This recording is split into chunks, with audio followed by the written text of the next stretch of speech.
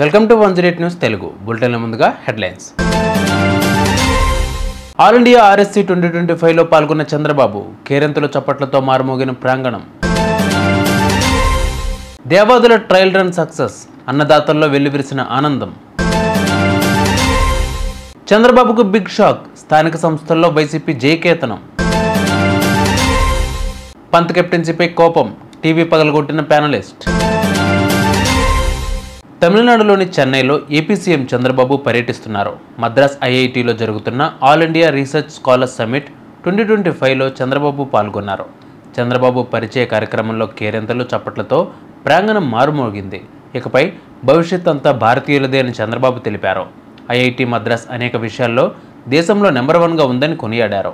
Today, All India Research Scholars Summit 2025. Nearly 3,000 people are here. Basically, PhD scholars, academicians, innovators, industry leaders. You are all seeing India now. World is watching India. I don't have any doubt. Future is ours. By seeing your enthusiasm, it has been reinforced. I am very confident tomorrow belongs to us. This IIT, we have to talk about IIT Madras, how it is happening. Number 1 in NIRF overall, 9 years in engineering. And also from 285 world ranking they have reached now 227. I am confident in the near future it will come below 200. Ultimately it is going to come below 100 globally.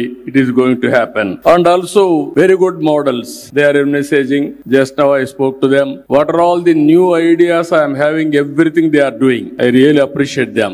Nowadays, not coming to IIT Madras, you can become more brilliant by taking coaches from IIT on virtual online course also they are providing. They are disseminating information knowledge in a big way. I really, because of this, if you see startups like Agnikul Cosmos to MindGrow Technologies, they are placing India on the global map in space and semiconductors. Startup is very nearer to me.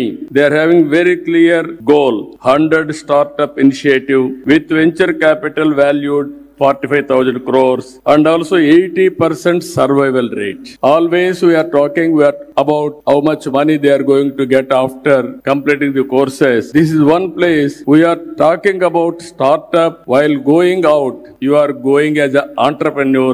That is the biggest contribution from this university. I really appreciate them. Devadula trial run success కావడంతో అన్నదాతల ముఖాల్లో ఆనందం వెల్లివిరిసింది. Devadula project 3rd ఫేజ్లో భాగంగా దేవన్నపేట వద్ద నిర్మించిన పంపు house నుంచి ధర్మసాగర్ రిజర్వాయర్కు గోదావరి జలాలను తరలించారు.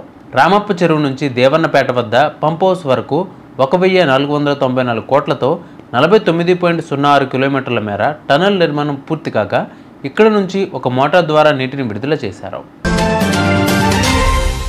ఏపీ స్థానిక సంస్థల ఎన్నికల్లో వైసీపీ జయకేతనం ఎగరవేసింది. రాష్ట్ర వ్యాప్తంగా గురువారం జెడ్పీలు, మండల పరిషత్తుల్లో మొత్తం 53 పదవులకు ఉప ఎన్నికలు జరగగా ఈ ఎన్నికల్లో వైసీపీ ఏకంగా 32 పదవులను కైవసం చేసుకుంది. స్థానిక సంస్థల ఎన్నికల్లో అధికార టీడీపీ కేవలం 11 సీట్లకే పరిమితం కావడం చంద్రబాబుకు బిగ్ షాక్ తగిలిందనే చెప్పాలి. ఇటు జనసేన పార్టీ కేవలం 1 స్థానంతో సరిపెట్టుకుంది. మిగిలిన 10 స్థానాలు కోరం లేక వాయిదా పడ్డాయి. నిన్నటి ఐపీఎల్ మ్యాచ్ అనంతరం స్పోర్ట్స్ తక్ నిర్వహించిన క్రీడా చర్చలో రిషబ్ పంత్పై కోపంతో బాబాజీ అనే ప్యానలిస్ట్ టీవీని పగలగొట్టారు. ఎల్ఎస్జీకి ఇలాంటి కెప్టెన్ అసలు అక్కర్లేదు. అలాంటి మనిషిని కెప్టెన్గా పెట్టుకుని ఎలా ఆడతాం? అతడిపై నమ్మకం పెట్టుకుంటే పనికిరాదు. జీవితంలో ఎవరికీ దొరకనన్ని అవకాశాలు అతడికి దొరికాయి అంటూ టీవీపైకి రిమోట్ విసిరి కొట్టారు. దీనికి సంబంధించిన వీడియోలు వైరల్ అవుతున్నాయి.